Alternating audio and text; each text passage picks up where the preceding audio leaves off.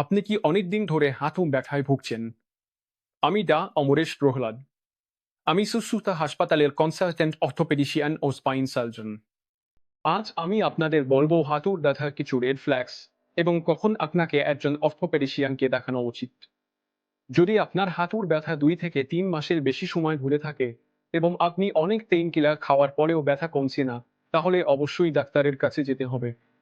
যদি হাঁটার সময় লাইন দিয়ে হাঁটা দেখা যায়, যা অনেক সময় আপনি না বুঝলেও আশেপাশের মানুষ লক্ষ্য করেন, অথবা যদি সময়ের সাথে সাথে এই লাইন দিয়ে হাঁটা বাড়তে থাকে, তাহলে সেটিও ডাক্তারের কাছে যাওয়ার একটি গুরুত্বপূর্ণ লক্ষণ।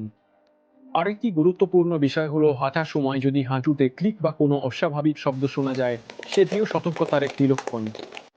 এছাড়াও যদি আগে কখনো খেলাধুলার সময়, যেমন ফুটবল, ব্যাডমিন্টন বা ক্রিকেট খেলতে গিয়ে হাঁটুতে মোচড়ের আঘাত পেয়ে থাকেন এবং কয়েক মাস পরে ব্যথা শুরু হয়, তাহলে অবশ্যই অর্থোপেডিশিয়ানকে দেখান।